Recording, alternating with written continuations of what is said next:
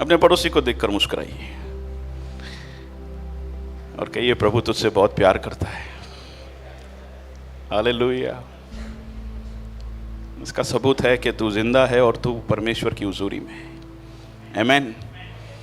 किसी की सामर्थ्य नहीं है अपनी बुद्धि से उस परमेश्वर को पा सके।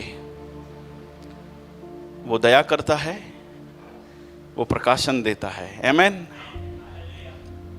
हालेलुया। अद्भुत है खुदा। मैं सोचता हूं बहुत बार, पता नहीं ऐसा क्या दिखता है उसको हम में।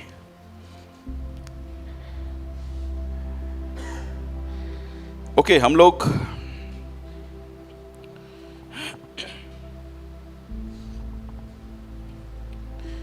पिछले दिनों में विश्वास के अंदर धीरज शामिल करने के बारे में सीख रहे थे। क्यों विश्वास के अंदर धीरज शामिल करना है? क्योंकि यीशु चाहता है कि हम लोग अनोखे, कुछ अद्भुत विश्वास दिखाने वाले बने। पतरस हमको समझा के देता है कि एक अद्भुत विश्वास जो है कुछ बातों को शामिल करने के द्वारा होता है। दूसरा पतरस की पत्री के अंदर पतरस कहता है कि तुम्हारे विश्वास के अंदर सद्गुण, समझ, संयम को शामिल करो, धीरज को शामिल करो, भाईचारे की प्रीति को शामिल करो, प्रेम को शामिल करो। हम लोग सीख रहे हैं इन सारी बातों पर। हम लोग सीख रहे थे कि विश्वास के अंदर धीरज शामिल करने का मतलब क्या है। जब मैं कह रहा हूं कि विश्वास के अंदर धीरज शामिल करना है तो उसका मतलब क्या? उससे पहले मैंने आपको बताया कि पतरस क्यों कहता है कि विश्वास के अंदर धीरज शामिल करना है। क्योंकि पतरस जानता है कि जिन लोगों ने भी अपने विश्वास के अंदर धीरज को शामिल किया है, उन्होंने वायदा की हुई चीज़ों को पाया है। परमेश्वर की ओर से अद्भुत शब्दों को अपनी ओर तारीफ करते हुए पाया है। परमेश्वर की ओर से प्रकाशन को पाया है। वो अपने परिवार, अपनी पीढ़ी के लिए आशीषित हुए हैं। आप देख लीजिए बाइबल के अंदर। और पतरस के लिए ये बातें जो है, परमेश्वर का प्रकाशन, परमेश्वर के वायदे, परमेश्वर हमारे बारे में सुंदर शब्दों को कहे, हे मेरे प्रिय पुत्र, हे अति प्रिय पुरुष, हे मेरे दोस्त, ये पतरस के लिए बड़े मायने रखने वाली बातें हैं। इसीलिए वो कहता है, उसको पता है कि धीरज रखने से क्या होता है। इसीलिए वो कहता है कि तुम्हारे विश्वास की सफर के अंदर धीरज को शामिल करो। क्या है धीरज को शामिल करना? इसहाक के जीवन से हम लोग सीख रहे थे, नोहा के जीवन से हम लोग सीख चुके। नोहा के बारे में लिखा है कि वो धर्मी पुरुष था। धर्मी पुरुष मतलब विश्वास के द्वारा धर्मी होना है। और कोई भी विश्वास जो है धर्मी तभी बनता है, जहाँ फिर एक विश्वास जो है सही विश्वास तब बनता है जब उसके अंदर जीवन में निरंतर धन्यवाद बने रहे। सोच के देखिए, वो विश्वासी जीवन जिसके अंदर धन्यवाद नहीं है, कुड़कुड़ाहट है, कंप्लेंट्स है, कैसा विश्वास होगा? तो कैसी भी परिस्थिति हो, जब हम अपने विश्वास के अंदर धन्यवाद को जोड़ते हैं तो हम कह सकते हैं कि हम क्या कर रहे हैं? धीरज को शामिल कर रहे हैं। धीरज की परिभाषा को मैं आपको देना चाहता हूं। एक छोटा सा शब्द है, लेकिन उसके अंदर बहुत सारी बातें शामिल है। जब नोहा के बारे में लिखा है कि वो पूरे संसार में उस समय खरा व्यक्ति था, तो सोच के देखिए, परमेश्वर उसके बारे में गवाही दे रहा है। मतलब किसी की हिम्मत नहीं है उसके बारे में कुछ कहने की, कैसा अपराइट जीवन जीता होगा। प्रलोभन थे, लेकिन उस समय इस तरीके का एक जीवन जीना वो धीरज को दिखाता है। प्रलोभनों के बीच में खड़ा रहना किसको दिखाता है? धीरज को दिखाता है। तो धीरज क्या है? धीरज धन्यवाद करना है। धीरज क्या है? धीरज कोई भी परिस्थिति हो, प्रलोभन हो, उसके बीच में खड़ा बने रहना है। फिर हमने इसहाक के जीवन से देखा, उसके पिता मैरिज से लेकर उसके पिता बनने की पॉइंट तक हमने मैरिज के अंदर देखा। इसहाक के जीवन के अंदर कि एक अद्भुत तरीके से परमेश्वर उसके मैरिज के अंदर क्या करता है? हस्तक्षेप करता है। अब्राहम का दास जो अब्राहम के बेटे इसहाक के लिए पत्नी ढूंढने के लिए जाता है, अब्राहम ने कहा कि मेरे कुटुंब के अलावा और कहीं पर भी जाकर मेरे बेटे के लिए पत्नी मत ढूंढना। अब्राहम को पता है, क्योंकि उसने बहुत बड़ी गलती कर दी थी, अन्य जाति से शादी कर हम आज के समय में ऐसा कह सकते हैं, और नहीं चाहता कि वो ही गलती उसके बेटे के जीवन में भी हो, है ना। पिछली बार हल्का सा गलती हुआ था मुझसे, मैंने कहा कि अब्राहम की पत्नी हाजिरा थी, नहीं, वो दासी थी। दासी के द्वारा उसने संतान पैदा किया। अब्राहम ने बहुत बड़ी गलती की थी। आज तक मिडल ईस्ट जो है, इजराइल के आजू बाजू में जो भी, आज भी सताव लगा हुए। सोच के देखिए, अब्राहम आज से तकरीबन 2000 और 1700 साल पहले एक गलती आज तक भारी पड़ रही है। अपनी चलाई उसने, और अब्राहम नहीं चाहता कि उसके बेटे के विवाह के अंदर ऐसा हो, वैसी गलती दोहराई जाए। इसीलिए वो अपने दास को कहता है कि मेरे बेटे के लिए मेरे कुटुंब में से, आज के समय में हम लोग बोले तो, मैं मेरे बेटे के लिए ऐसा चाहूं कि मसीह लड़की उसके लिए आए, वरना क्या होगा, बहुत बड़ी गलती। सोच के देखिए अब्राहम कितना हद तक अंदर पछताता होगा। वो कह रहा है कि नहीं, कुंवारा बैठा रहे तो कुंवारा बैठा रहे, लेकिन अन्य जाति में से मत लेकर आना। सोच के देखिए कितना इंपॉर्टेंट बात वहां पर अब्राहम कह रहा है इन छोटे शब्दों के अंदर, जब वो कह रहा है कि और किसी कुटुंब में से नहीं लेकर आना।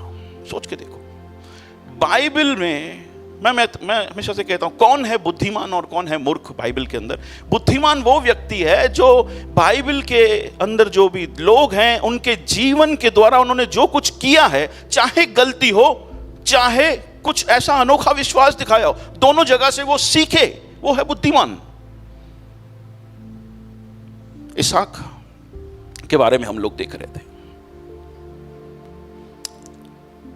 जब माता पिता इस तरह से चाहत रखते हैं, परमेश्वर के सामने जाते हैं तो उनके बच्चों के लिए हेल्प होती है। लेकिन फिर भी अगर जब बच्चे अपनी मनमानी करें तो कोई कुछ नहीं कर सकता। लेकिन इसहाक के बारे में ऐसा नहीं है। हम देखते हैं कि इसहाक की मैरिज के बीच में परमेश्वर खुद हस्तक्षेप करता है, उस दास को अनोखी तरीके से रेबेका से मिलाता है। हमने देखा था क्यों कर ऐसा हुआ, वहां पर लिखा था क्योंकि रेबेका के बारे में लिखा था कि किसी भी पुरुष का उसने मुंह नहीं देखा था। मतलब पूरे जीवन के अंदर वो पवित्रता के अंदर बनी रही। मैं आपको बता रहा था कि क्या है विश्वास के अंदर धीरज शामिल करने का मतलब, क्या है विश्वास के अंदर धीरज शामिल करने का मतलब है कि जब मैं विश्वास के जीवन के अंदर शामिल चल रहा हूं तो उस समय मैं अपनी मनमानी ना करूं, अपनी ना चलाऊं।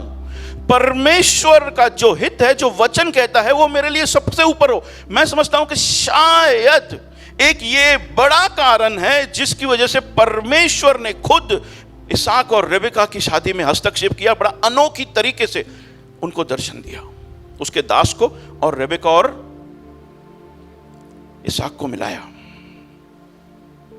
परमेश्वर का हस्तक्षेप नहीं ना, तो आप हमारे जीवन के अंदर से कुछ भी सुंदरता को अपेक्षा भूल जाइए। कुछ समय के लिए आपको लगेगा यार क्या जोरदार जीवन है, आने वाले समय में बड़ी तकलीफों से, बड़ी परेशानियों से है। मैं जानता हूं, मैं बचपन से परमेश्वर मसीह यीशु मसीह में नहीं हूं, अभी कुछ 9 साल हुए मैं यीशु मसीह को जानने वाला हूं। और मैरिज लाइफ के अंदर यीशु मसीह के आने के बाद क्या परिवर्तन आया है मैं जानता हूं। उससे पहले मेरा क्या जीवन था मैं जानता हूं। शायद मैं आपको मेरी कहानी बताऊं मैरिज की तो आप बोलोगे भैया उतरो, माइक छोड़ दो, आपका काम नहीं है मेरे प्रचार करना। लेकिन परमेश्वर का हस्तक्षेप जब मेरे जीवन के अंदर हुआ, हालांकि मैंने अपनी मनमानी की, लेकिन फिर भी वो दयालु परमेश्वर है। लेकिन क्यों इस तरह से उसकी दया को पाना है मनमानी कर कर? क्यों ना हम परमेश्वर के हृदय को इस तरह से छुए, प्रभु मैं मेरी मनमानी नहीं करूंगा। हालेलुया। वो कहता है मैं अब्राहम, मैं इसहाक, मैं याकूब का परमेश्वर हूं। हालेलुया। क्या आप नहीं सुनना चाहते कि परमेश्वर आपके बारे में गर्व करे? क्या आपके लिए ये छोटी बात है कि वो सर्जनहारा जिसके बारे में गा रहे थे, महान परम प्रधान सर्जनहारा, वो रोशनी, वो चमत्कारी, वो अपूर्तिकार, वो आपके बारे में कहे कि वाह क्या जीवन है। नहीं आप चाहते, आपके दिल के अंदर कुछ होता नहीं है, ऐसा होता नहीं है, नहीं हो रहा है तो बड़े दुख के साथ कहना पड़ रहा है, विश्वासी नहीं है, फिर दुनियावी बन चुके, फिर दुनियावी बन चुके। इसहाक के मैरिज के अंदर हमने बात किया था। आज इसहाक के पिता बनने के अंदर से मैं आपके सामने कुछ बातों को रखना चाहता हूं। उत्पत्ति की पुस्तक 24वां अध्याय 1 से लेकर 4 तक के वचन। ओके, सॉरी, उत्पत्ति 25वां अध्याय 19 से 26 तक के वचन।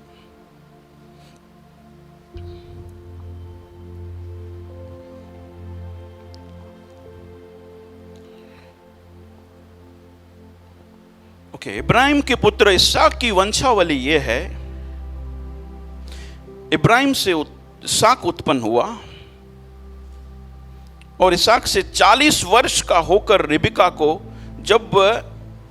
और इसहाक ने 40 वर्ष का होकर रिबका को, जो पदरनाम के वासी अरामी बैतुएल की बेटी थी और अरामी लाबान की बहन थी, ब्याह लिया। इसहाक की पत्नी तो बांझ थी, सो उसने उसके निमित्त यहोवा से विनती की और यहोवा ने उसकी विनती सुनी और उसकी पत्नी रिबका गर्भवती हुई। 22 और लड़के उसके गर्भ में आपस में लिपट के एक दूसरे को मारने लगे। तब उसने कहा, मेरी जो ऐसी ही दशा रहेगी तो मैं क्यों कर जीवित रहूंगी, और वह यहोवा की इच्छा पूछने को गई। तब यहोवा ने उससे कहा, तेरे गर्भ में 2 जातियां हैं और तेरे कोख में निकलते ही 2 राज्य के लोग अलग अलग होंगे और एक राज्य के लोग दूसरे से अधिक सामर्थी होंगे और बड़ा बेटा छोटे के अधीन होगा। जब उसके पुत्र उत्पन्न होने का समय आया तब क्या प्रकट हुआ कि उसके गर्भ में जुड़वा बालक है। स्टोरी को पढ़ना जरूरी है ताकि समझ में आए। और पहला जो उत्पन्न हुआ सो लाल निकला और उसका सारा शरीर कंबल के समान रोम में था और उसका नाम एसाव रखा गया। 26 पीछे उसका भाई अपने हाथ से एसाव की एक एड़ी पकड़े हुए उत्पन्न हुआ और उसका नाम याकूब रखा गया। और जब रिबका ने उनको जन्म दिया तब इसहाक 60 वर्ष का था।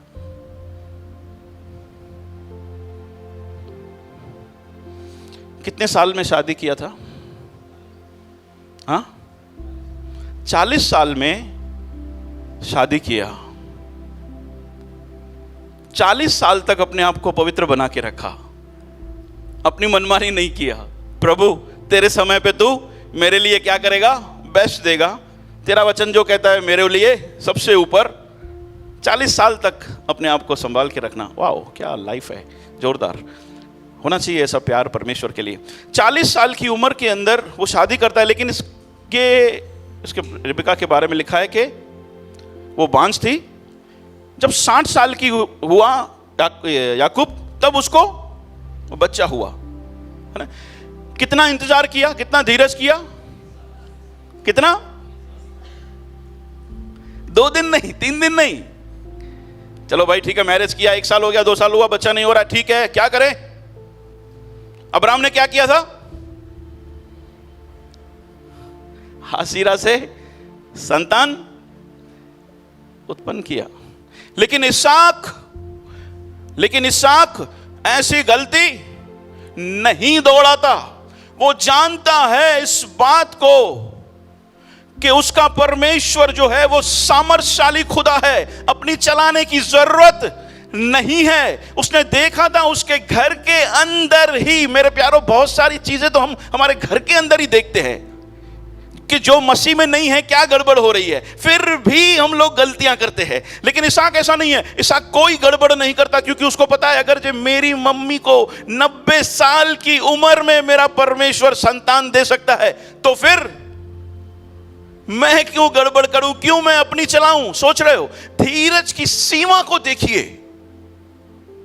धीरज की सीमा को देखिए, 20 साल तक वो अपनी नहीं चलाया। क्यों नहीं चलाया खबर है, लिखा है वर्स 20 में लिखा है, या ओके 20। धीरज करना क्या है यहां से पता चलता है। और इसहाक ने 40 वर्ष का होकर रिबका को, जो पदरनाम के ओके बहन भी, ठीक है 9:20 आगे और 21 ओके। और इसहाक ने 21 इसहाक की पत्नी तो बांझ थी, सो उसने उसके निमित्त यहोवा से क्या की, विनती की, और यहोवा ने उसकी विनती सुनी। सोच के देखिए, ये 20 साल गड़बड़ नहीं कर रहा है, ये 20 साल कर क्या रहा है? ओह हालेलुया, क्या कर रहा है? 20 साल ये प्रार्थना कर रहा है। हालेलुया।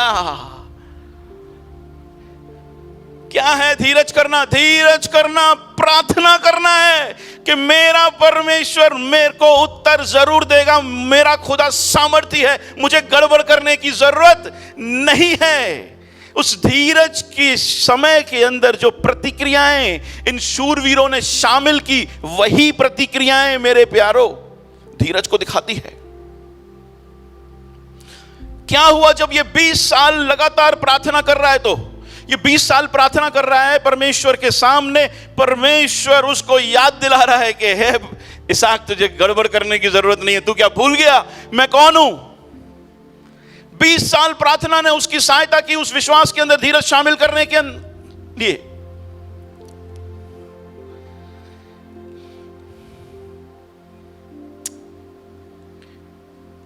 प्रार्थना के अंदर जब भी आप जाओगे, आप परमेश्वर की ओर से परमेश्वर कौन है ये प्रकाशन पाओगे, जो आपको धीरज करने के लिए सहायता करेगा। हालेलुया। फिर से रिपीट करूं, क्या बोल रहा?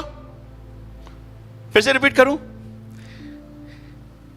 जब आप प्रार्थना करने के लिए परमेश्वर के सामने जाते हो, तो परमेश्वर क्या करता है उस समय? अपने आप को प्रकट करता है कि वो कौन है, और वो रेवलेशन, वो प्रकाशन हमारी सहायता करता है विश्वासी जीवन के अंदर खड़े रहने के लिए। हालेलुया। समझ पा रहे हो क्यों बहुत सारे लोग आज गड़बड़ कर रहे हैं?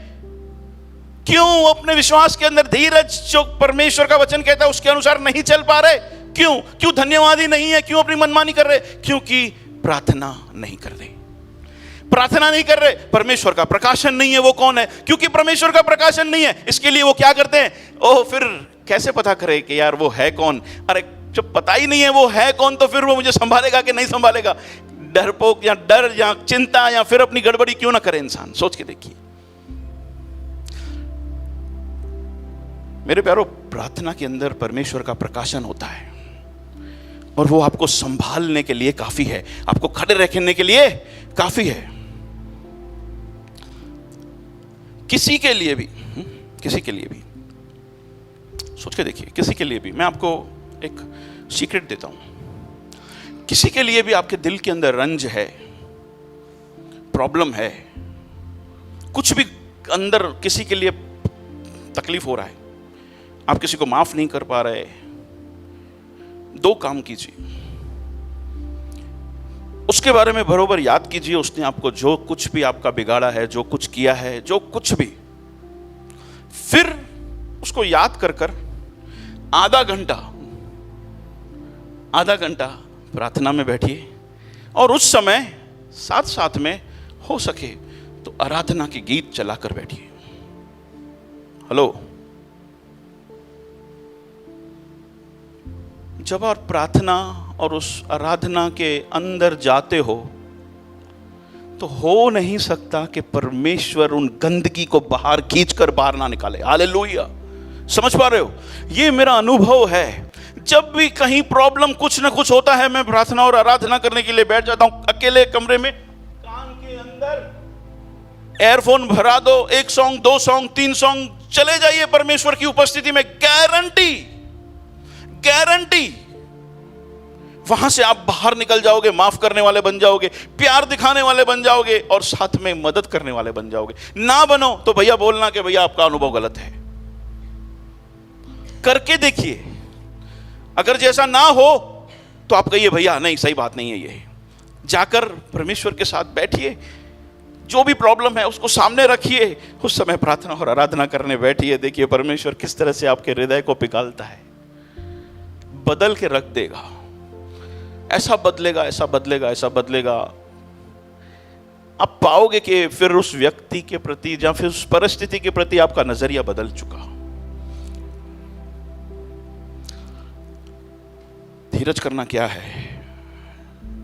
धीरज करना प्रार्थना करना है, परमेश्वर की उपस्थिति में जाना है जब परिस्थितियां विपरीत दिखे। हालेलुया। मैं कुछ ऐसे शूरवीरों का नाम ले रहा हूं जिन्होंने शायद गड़बड़ की लेकिन आपे में आए, जो प्रार्थना के द्वारा पैदा हुए। और उनके जीवन से क्या हुआ? इसहाक। अब्राहम ने गड़बड़ किया लेकिन आपे में आया, परमेश्वर से प्रार्थना किया, इसहाक हुआ। ओके, मैं इसहाक का परमेश्वर हूं।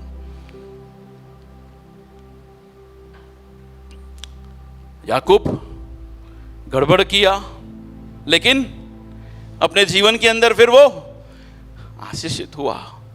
परमेश्वर ने उसका नाम चीटिंग रखने से क्या कर दिया?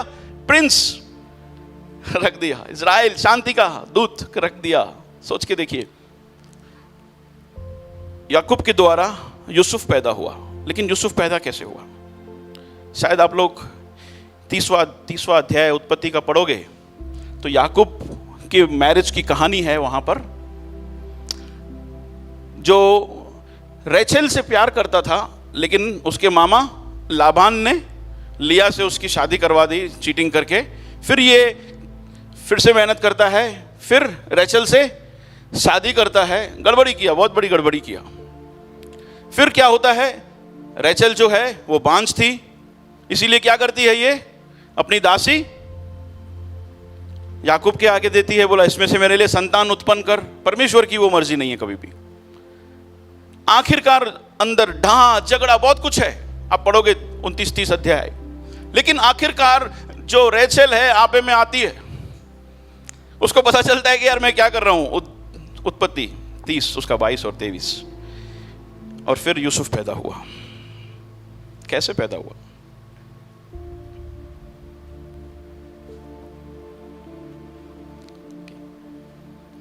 और परमेश्वर ने राहेल की भी सुधि ली और रहने दीजिए 22। और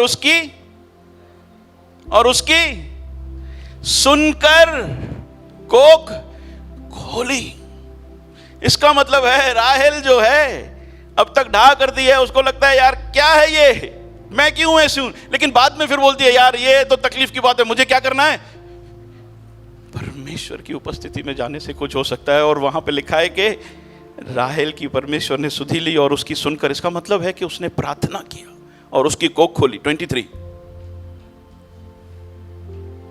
सो वह गर्भवती हुई और उसका एक पुत्र उत्पन्न हुआ। सो उसने उसका नाम, परमेश्वर ने मेरी नाम धराई को दूर कर दिया है, यूसुफ रखा। आगे पढ़ेंगे तो क्या रखा? यूसुफ रखा। हम फिर आप एक और स्टोरी को पढ़ोगे।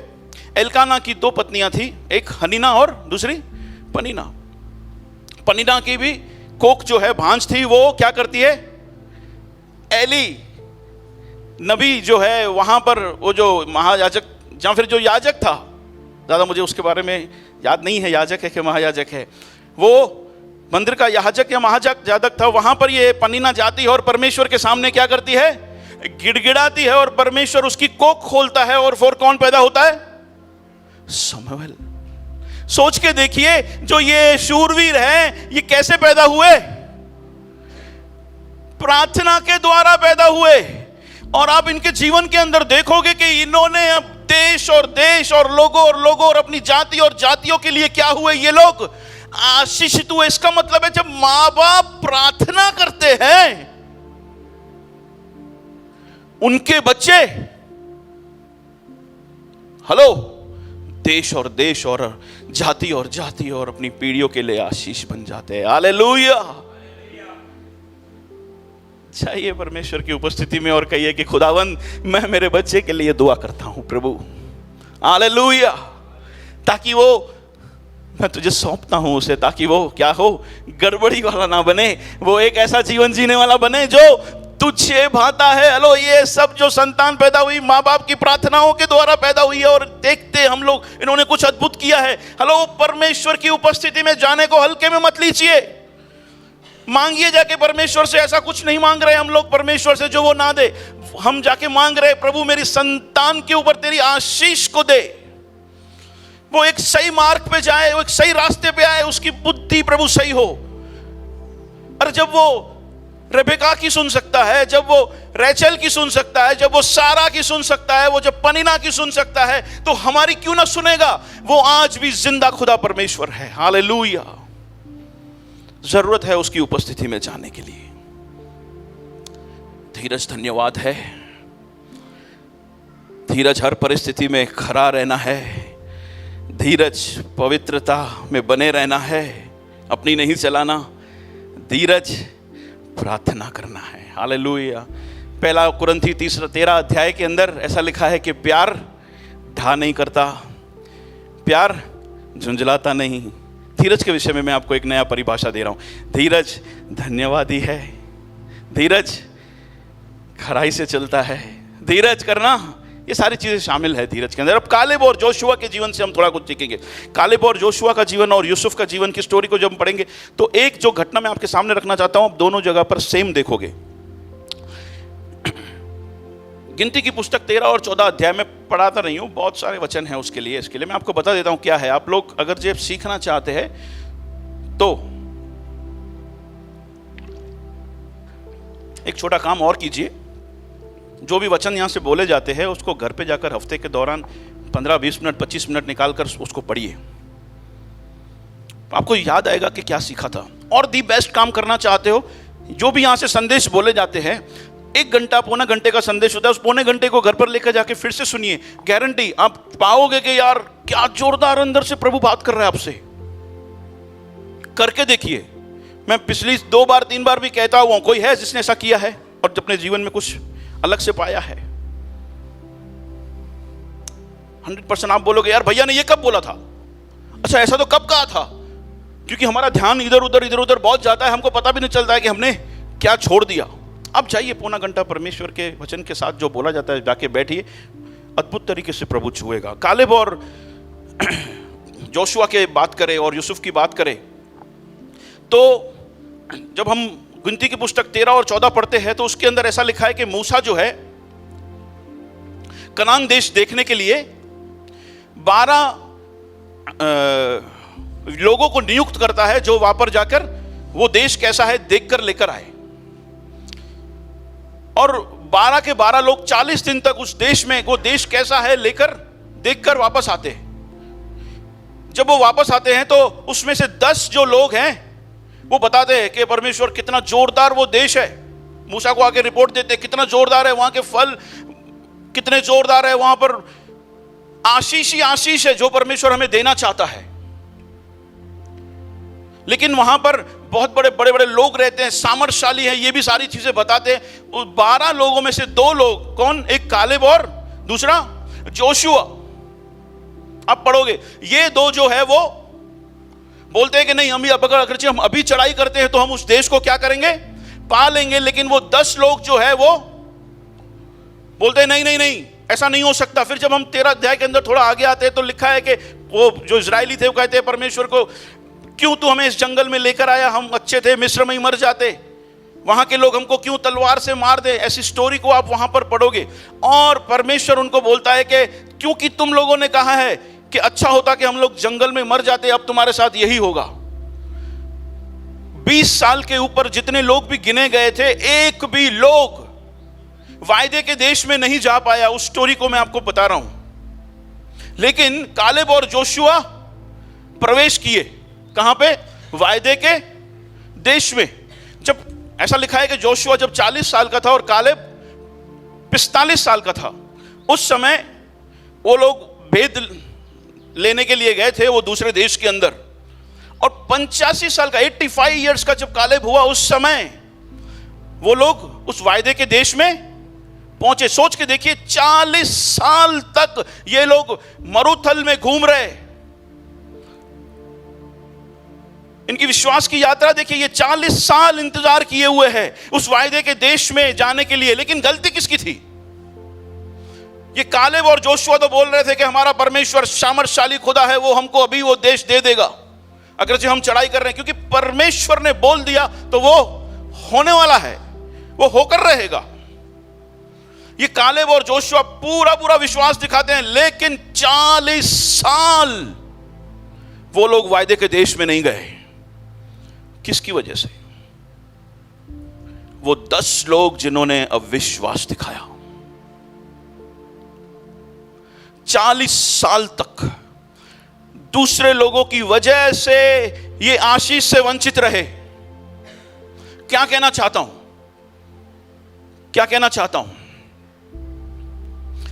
ये 40 साल के अंदर जब ये चल रहे हैं मरुथल के अंदर, कहीं पर भी हम ये नहीं पाते हैं कि ये लोग कालेब और जोशुआ जो है, जिनकी वजह से ये लोग 40 साल वहां पे भटक रहे हैं, उनके ऊपर कभी भी उन्होंने बुरा भला कहा हो नहीं, कभी भी उनको कोसा हो नहीं, उनको गाली दे के बात की हो नहीं। कहीं पर भी कालेब और जोशुआ के बारे में हम इस तरह से नहीं पढ़ते। सोच के देखिए, 40 साल मेरे को अगर किसी व्यक्ति से प्रॉब्लम हुआ है, मैं 40 साल भुगत रहा हूं, मेरे दिल के अंदर उसके बारे में रंज क्या होगा? समझ रहे हो? छोटी बात नहीं है, वो आंखों के सामने है। सोच के देखो, आज के समय में अगर जो मेरे को कोई प्रॉब्लम दे रहा है, वो मेरे आंखों के सामने ही है, उसकी वजह से मैं 40 साल बिगड़ गए, मेरा दिल उसको कितना कोसेगा? नहीं कोसते वो लोग। इतना ही नहीं, लिखा है कि उनके बच्चों को जोशुआ के नेतृत्व में कनान पहुंचाया गया।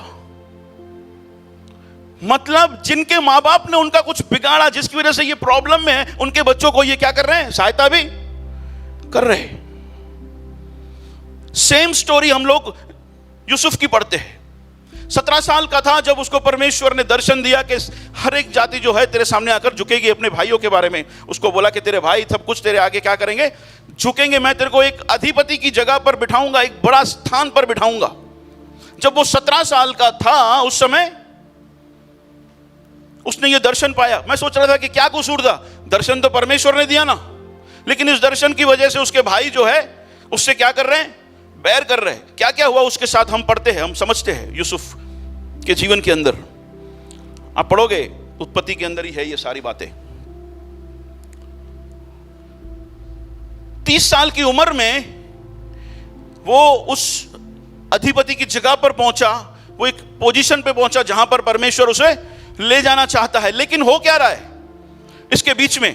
कभी उसके भाई क्या करते हैं? उसे गड्ढे में फेंक देते हैं, नफरत करते हैं, बैर करते हैं। कभी उसको बेच दिया, उसको गड्ढे में से निकाल कर क्या किया? बेच दिया। फिर उसको खरीद कर दूसरी जगह बेचा गया।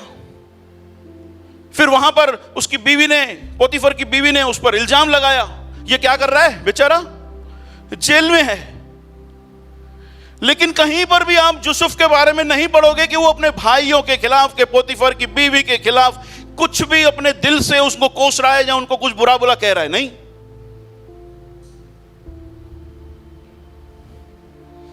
क्या जोरदार विश्वास के अंदर धीरज शामिल करने वाले लोग हैं। धीरज का मतलब क्या है? धीरज का मतलब है कि जिसने मेरा कुछ बिगाड़ा है, जिसने मुझे प्रॉब्लम्स दिया है, मैं उसके बारे में बुरा बुला तक भी नहीं कहूंगा, मैं उनको कोसूंगा नहीं। ओह हालेलुया, समझ पा रहे हो? इन्होंने विश्वास के अंदर जब धीरज शामिल किया तो ये प्रतिक्रिया दिखाई कि उन्होंने बुरा बुला नहीं कहा, कोसा नहीं, उनको क्या किया? उन्होंने सहायता किया, मदद किया। जब यीशु इस तरह का विश्वास के अंदर धीरज देखता है हमारे अंदर, तो कहता है वाह जोरदार। मैं सोच रहा था कि यूसुफ जो है वो ऐसा क्यों कर पाया, क्यों ये कालेब और जोशुआ ऐसा कर पाए होंगे। जेनेसिस 50 उसका 17 से 20।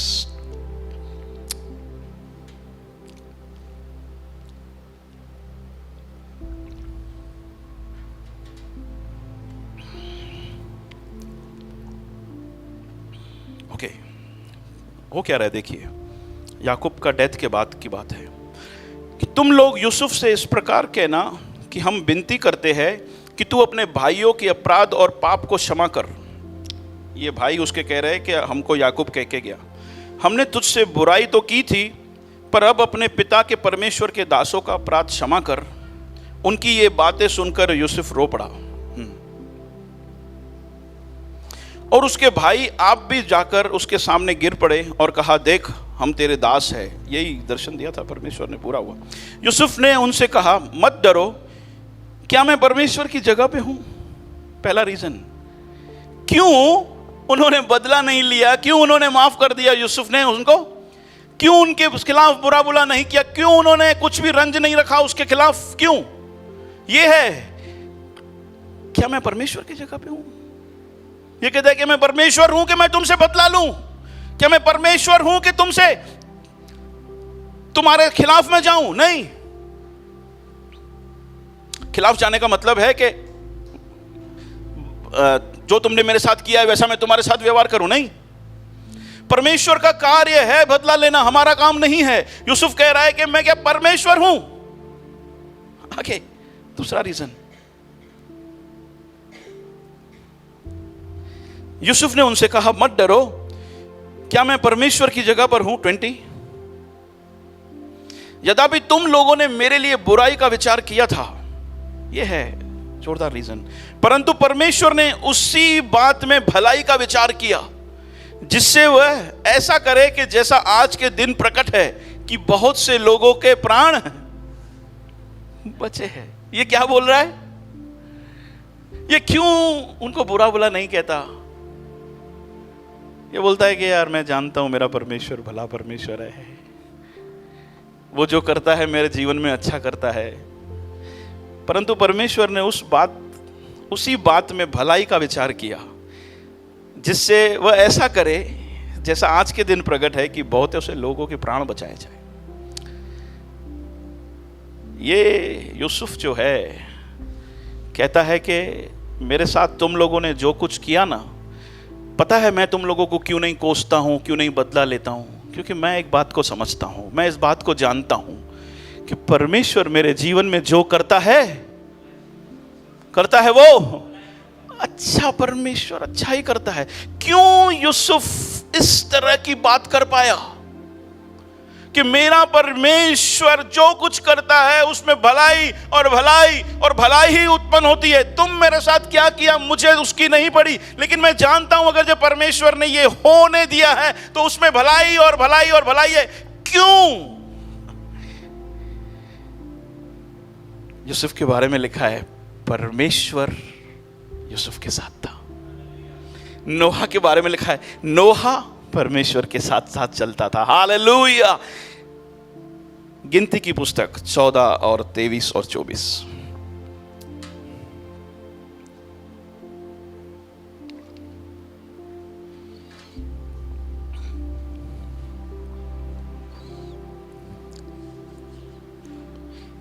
इसीलिए जिस देश के विषय में मैं ये आपको बताया, जो स्टोरी 13-14 को आप पढ़ोगे वहां पे लिखा है ये बातें कालेब और जोशुआ के बारे में। इसीलिए जिस देश के विषय में मैंने उनके पूर्वजों से शपथ खाई थी उसको वे कभी देखने न पाएंगे। वो 10 लोगों और उनकी जिन्होंने विश्वास नहीं किया था, जिन्होंने परमेश्वर के खिलाफ कुड़कुड़ाया था, उनके बारे में लिखा है। अर्थात जितनों ने मेरा अपमान किया है उनमें से कोई भी उस देखने न पाएगा, देखने नहीं पाएगा, एंटर तो दूर की बात है, परंतु इस कारण कि मेरे दास कालेब के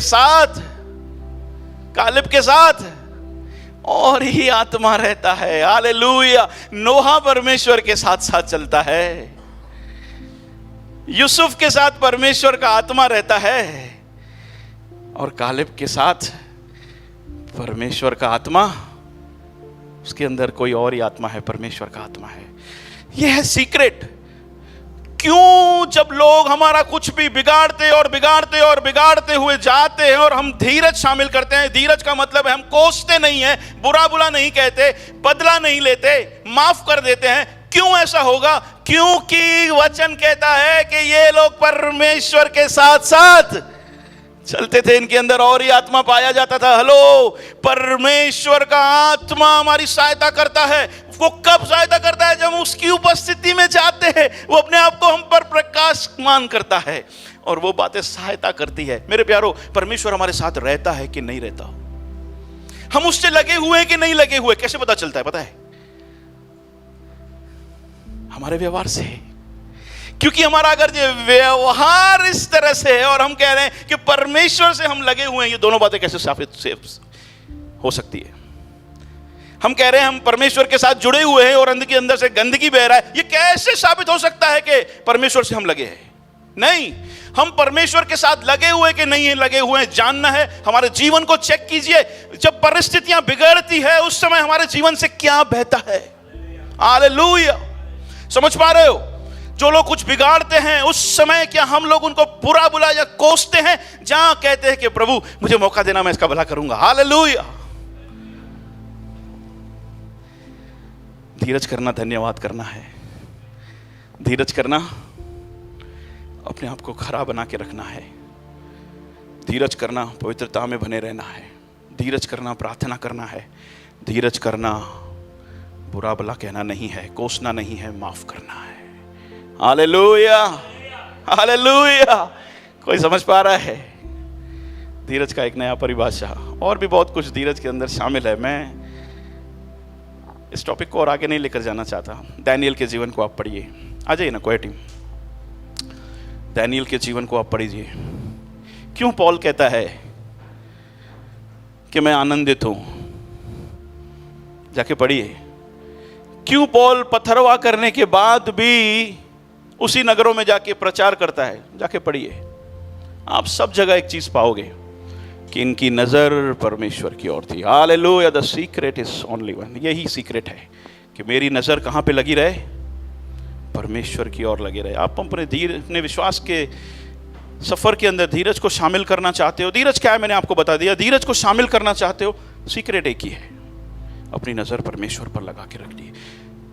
परेशानियों में आनंद करने लगोगे, जो सताते हैं उनका भला करोगे, अपने आप को पवित्र बना के रखोगे, अपनी मनमानी नहीं करोगे। देखिए ये सारे लोग जो है कौन है, इन्होंने यही किया। पढ़िए दानियल के जीवन को भी, नेहमाया के जीवन को, रूथ के जीवन को, बहुत सारा था। मैं इस टॉपिक को यहाँ पे एंड करता हूँ। मैं चाहता हूँ कि आप लोग थोड़ा रीड कीजिए इन बातों को और देखिए कि इन्होंने विश्वास के सफर के अंदर किस प्रतिक्रिया को उन्होंने जोड़ा। वो धीरज है। हालेलुया, समझ पा रहे हो? वही धीरज है। धीरज क्या है? वही धीरज है। आमीन, हालेलुया। अगर जो आप अपने परिवार के लिए आशीष बनना चाहते हैं, यदि आप पीढ़ी के लिए आशीष बनना चाहते हैं, तो कालेब और जोशुआ और यूसुफ, कालेब और जोशुआ जो लोग अकाल में पड़े थे उनको बहुतायत में लेकर आए। हाँ, अकाल में थे, बहुतायत में लेकर आए। यूसुफ गुलामी में से आजादी में लेकर आया। हालेलुया। सोच के देखिए, जब इन्होंने विश्वास के अंदर धीरज को शामिल किया, कोसा नहीं, कुछ अलगता ही अपने जीवन से दिखाया, तो जो लोग अकाल में पड़े थे वो बहुतायत में आए। जो लोग गुलामी में थे वो आजाद हुए। इसका मतलब क्या है? आज भी लोग अकाल में है, आज भी लोग गुलामी में है। आज भी परमेश्वर को यूसुफ और कालेब और जोशुआ की जरूरत है। हालेलुया। कोई है जो कहेगा प्रभु मैं हूं तेरे लिए। हालेलुया।